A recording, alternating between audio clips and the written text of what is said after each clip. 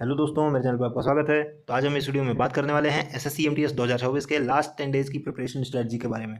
इसके पहले मैं एसएससी एमटीएस को लेकर 2 वीडियोस ऑलरेडी आ चुका हूं और जिसको आपने बहुत ज़्यादा प्यार दिया, उसके लिए आपका तहे दिल से धन्यवाद। तो इस वीडियो में मैं आपको बताने वाला हूँ कि आपको किन टॉपिक्स को एक्स्ट्रा पढ़ना है, क्या चीज़ें अवॉइड करनी है, क्या नहीं करना है। तो इस वीडियो को आप लोग लास्ट तक देखें ताकि आपसे कोई भी चीज़ मिस आउट ना होने पाए। तो सबसे पहले आपको क्या करना है कि मैं आशा करता हूं आपसे कि आपने जो है अभी तक अपना सिलेबस कंप्लीट कर लिया होगा और एक आध रिवीजन आप ऑलरेडी कर चुके होंगे, क्योंकि ये वीडियो बहुत ही सीरियस कैंडिडेट्स के लिए मैं बना रहा हूं। मेरा उद्देश्य कोई भीड़ जमा करना नहीं है। मैं मधारी नहीं हूं कि जो है डमरू बजा के सड़क पर भीड़ इकट्ठा करें। मैं चाहता हूँ कि ये वीडियो सिर्फ वही बच्चे देखें जो कि बहुत सीरियस हैं और जो जिनके माँ बाप ने काफ़ी ज़्यादा इन्वेस्टमेंट किया है उनके ऊपर, जो अपनी दिन रात की खुशियाँ बेच के उनको पढ़ा रहे हैं, उनको कुछ फ़ायदा हो पाए, उनके घर पे कुछ चिराग जल पाए। मैं चाहता हूँ कि सिर्फ वही बच्चे जो है इस वीडियो में बने। बाकी अगर आप बिगिनर्स हैं, आप जो है मौज मस्ती के लिए तैयारी कर रहे हैं, तो मैं आपसे उम्मीद करूँगा कि आप इस वीडियो को यहीं पे जो है समाप्त कर दें। तो मैं बोलता हूँ कि अगर आपने सिलेबस कंप्लीट कर लिया है, अभी तक एक आध रिवीजन कर लिया है, तो अगर आप अभी से दोबारा से उठा के रिवीजन करना शुरू करेंगे तो आपको ये पता चलेगा कि आप एक सब्जेक्ट को हद से हद 5-6 घंटे में ख़त्म कर पाएंगे। आपकी हिस्ट्री में 3 पार्ट्स होते हैं, मॉडर्न, मिडिवल और एंशिएंट। कोई भी पार्ट आपका ख़त्म करने में आपको 3-4 घंटे से ज़्यादा का समय नहीं लगेगा। और मैं आपको ये सजेस्ट करता हूँ कि लास्ट तक, जब तक आपका पेपर आ जाता है, मिनिमम 1 से 2 बार आप अपना रिवीजन हर सब्जेक्ट का दोबारा से करके जाएं। खासकर स्टैटिक का मैं बोलूँगा, स्टैटिक का कोई भी टॉपिक जो कि आपने पिछले इन दिनों में पढ़ा हुआ है उसको मिस आउट ना करें। उसको बैठ के 2 बार 3 बार रिवाइज करें और उसके रिलेटेड उसको अगर आपने जो है मॉक्स दिए होंगे उसमें कुछ चीज़ें ऐसी भी होंगी कि जो आपके पढ़े हुए से बाहर की आई होंगी। मुझे आशा है कि आपने उन टॉपिक्स को ऐड किया होगा, आपने उन नोट्स में ऐड किया होगा और उसको भी आप जो है आपको रिवाइज करना होगा। आप 3-4 बार उसका रिवीजन करके जाएँ, खासकर स्टैटिक का। आपके जो वैसे सब्जेक्ट्स हैं जैसे हिस्ट्री, ज्योग्राफी, पॉलिटी, इन सबका 1-2 रिवीजन बहुत होगा, बहुत सफिशिएंट है। लास्ट में एक आपकी जो है वोकैब आपका रिवीजन में टाइम लगी, क्योंकि उसमें बहुत ज़्यादा टॉपिक्स होते हैं, बहुत ज़्यादा चीज़ें होती हैं। तो आप 2 दिन मिनिमम वोकैब को दीजिए और वोकैब को पूरी तरीके से दोबारा से एक बार शुरू से रिवाइज करके उसके बाद ही जाएं। इसके बाद में मैं आपको बोलता हूँ कुछ आपको एक्स्ट्रा टॉपिक्स ऐड करने हैं।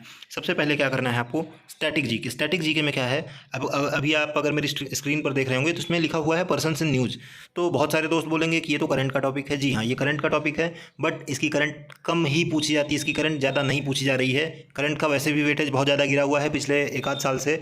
एसएससी करंट के क्वेश्चंस बहुत कम पूछ रही है। अभी क्या हो रहा है, क्या ट्रेंड नया जो है चल रहा है, उसमें ऐसा होता है, अगर आपने एसएससी के पिछले कुछ एग्जाम्स दिए होंगे या मॉक्स दे रहे होंगे, आपने देखा होगा कि कुछ ऐसा एक क्वेश्चन आता है कि कनक रेले जो कि फला डांस से जुड़े हुए हैं और उनका जन्म यहाँ पर हुआ था, इनको पद्मश्री किस साल में मिला हुआ है।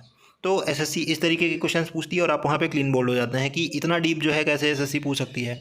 तो ये ऐसे क्वेश्चंस पूछे जाने का सिर्फ एक ही कारण है, क्योंकि वो पर्सन किसी न किसी कारण से चर्चा में होते हैं। अब इनकी चर्चाएं क्यों होती हैं, ज़्यादातर ऐसा होता है कि उनको या तो कोई एक बड़ा सम्मान मिला हुआ होता है, जैसे कि पद्म विभूषण मिला हुआ होता है, या जो है भारत रत्न मिला हुआ होता है। ऐसे कुछ पर्सन्स होते हैं, या मोस्टली उनकी डेथ हुई होती है। ज़्यादातर डेथ के ही केसेस में ऐसा होता है।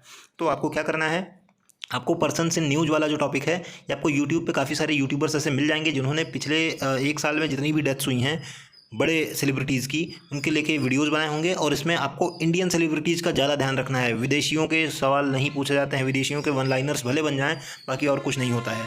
तो आपको डेथ्स देखनी है और अपॉइंटमेंट से तो जनरली वन लाइनर्स ही बनते हैं। तो आपको क्या करना है, आपको जैसे कि मान लो मैं एक एग्जांपल दे रहा हूँ, यामिनी कृष्णमूर्ति का निधन अभी पिछले कुछ दिनों में हुआ है।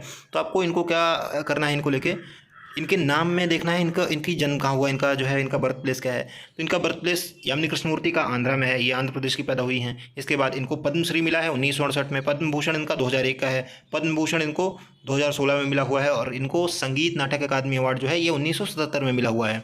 तो इस तरीके से जो भी पर्सन से न्यूज़ आपको मिले उनका आप लोग एनालिसिस करें, उनका जो जन्म है वो कहाँ पे हुआ है और उनको कौन कौन से सम्मान उनकी उम्र भर में मिले हैं या वो किन पदों पर रह चुके हैं, ये आप जो है देखें और उसको अपने नोट्स बनाएं प्रॉपर और उसको रिवाइज करके जाएं। 100% इससे एक क्वेश्चन तो आपको मिलेगा ही मिलेगा, 1 से 2 क्वेश्चंस मिलते ही मिलते हैं।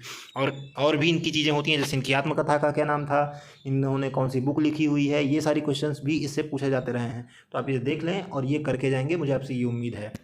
इसके बाद में क्या करें, अब कुछ टॉपिक्स मैं और आपको बताता हूँ, जैसे मेरे हिसाब से आपको कंप्लीट मॉक्स देने की अभी कोई नीड है नहीं। कंप्लीट मॉक्स देने का मतलब अभी 10 दिन बचे हैं तो कुछ बहुत मतलब निकलेगा नहीं। हालांकि आप अपने सेक्शनल टेस्ट जो आपके यूट्यूब पे मैंने बताए थे वीडियो मॉक्स जो आप देते थे इंग्लिश के, वो आप जारी रख सकते हैं, उससे आपको फ़ायदा ही होगा, उससे आपका नुकसान नहीं होना है, लेकिन कंप्लीट मॉक्स देने से बचें। दूसरी चीज़ मैं क्या आपको सजेस्ट करता हूँ कि काफ़ी सारे जो है आरबी जैसे काफ़ी सारे चैनल्स हैं जिस पे आपको जो है पिछले कुछ एग्जाम्स के जीके के वन लाइनर्स मिल जाएंगे।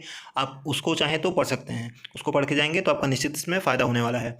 फिर आते हैं करंट पे। तो करंट के लिए मैं आपको सजेस्ट नहीं करूँगा कि आप जो है दोबारा से बैठें और बड़े बड़े नोट्स उठा के पढ़ने शुरू करें, पिछले जो है हर महीने के एनालिसिस देखना शुरू करें। कोई बहुत नीड मैं मानता नहीं हूँ। अगर आपने जो है आपके पास में बुक्स वगैरह हैं, मंथली बुक्स हैं, तो उसमें जो है 30-35 पन्नों में दी हुई होती है हर महीने की जो है एनालिसिस, आप उससे कर सकते हैं, वो बहुत सफिशिएंट होने वाली है। बहुत डीप में पढ़ने की सजेस्ट नहीं करूँगा क्योंकि अभी जो ट्रेंड है करंट नहीं पूछी जा रही है, बहुत कम पूछी जा रही है। फिर आता है साइंस। साइंस आपको मेरे हिसाब से तो अवॉइड करके चलनी है क्योंकि साइंस में आप कभी भी उस लेवल पे नहीं आ पाएंगे जिस लेवल की साइंस पूछी जा रही है। अभी जो सीजल के पेपर्स चल रहे हैं इसमें काफ़ी ज़्यादा रिएक्शंस पूछे गए हैं और काफ़ी सारी बहुत डीप चीज़ें केमिस्ट्री से पूछी गई हैं, बायोलॉजी से पूछी गई हैं। तो अगर आप उसको कवर करने जाएंगे तो आप अपने जो जितने सब्जेक्ट्स चल रहे हैं इसकी भी नैया डुबो के बैठेंगे। तो मैं इसको सजेस्ट नहीं करता हूँ। हालांकि काफ़ी सारे मेरे दोस्त होंगे कि जो डायरेक्टली अपने एकेडमिक्स पूरे करके आ रहे होंगे और उनकी साइंस काफ़ी अच्छी होगी, तो उनके लिए एक एडवांटेज का विषय है। इसके बाद देखते हैं आपकी एनालिसिस जो है। तो एनालिसिस क्या होता है, तो यूट्यूब पे क्या है कि यूट्यूब पे अभी आपको कुछ ऐसी चीज़ें मिल जाएंगी। यूट्यूब पे काफ़ी सारे चैनल्स ऐसे हैं कि जो क्या करते हैं कि अभी आपके जैसे एग्ज़ाम शुरू हुआ, जैसे आज मेरी शिफ्ट है, मैं अपना जो है पेपर दे के आया। मैंने क्या किया कि अपने सारे क्वेश्चंस जो मुझे मेमोरी बेस्ड याद थे, मैंने लिख के किसी भी एक यूट्यूबर को जो है मेल किया, मैसेज किया, व्हाट्सएप ग्रुप में डाला, टेलीग्राम ग्रुप में डाला। तो टीचर्स क्या करते हैं यूट्यूब पे एनालिसिस कराते हैं कि आज आपकी इस शिफ्ट में ये क्वेश्चंस पूछे गए हैं। पहले क्या होता था, काफ़ी बड़े चैनल्स भी ये कराते थे, जैसे कि RWA है, तमाम सारे चैनल्स हैं, RWA तो हर बार कराता था। लेकिन रिसेंटली क्या हुआ है, SSC की तरफ से ऐसा वो हुआ है, ऐसा आदेश आया है कि उन्होंने एनालिसिस पे बैन कर दिया है। उन्होंने एनालिसिस को कम्प्लीटली बैन कर दिया है और बहुत मतलब अब कोई प्रोमिनेंट टीचर ये चीज़ें नहीं कराता है। लेकिन फिर भी आपको यूट्यूब पे ऐसे लोग मिल जाएंगे कि जो एनालिसिस कराते हैं। काफ़ी सारे टेलीग्राम चैनल्स भी मिल जाएंगे जो कि रिसेंट में जो आपका जो मतलब डेली का एग्ज़ाम होता है उसकी एनालिसिस आपको देंगे।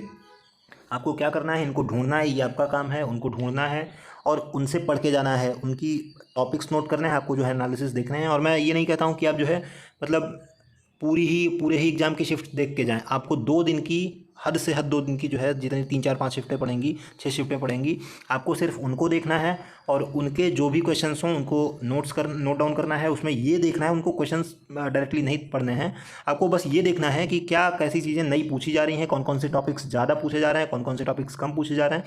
इससे आपको ये आइडिया हो जाएगा कि इस बार के जो क्वेश्चन सेट्स बने हैं उसमें क्या पैटर्न SSC ने डाला हुआ है, क्या कौन से टॉपिक्स को ज़्यादा टच किया है, किन चीज़ों को अवॉइड किया है SSC ने। आप सिर्फ उनको ध्यान में रख के आगे की तैयारी करें, इससे आपका बहुत ज़्यादा बेनिफिट होगा और ये आपकी तैयारी में एक बहुत क्रूशियल रोल अदा करेगा। और मैं फिर से बोलता हूँ, इसको अवॉइड मत करिएगा।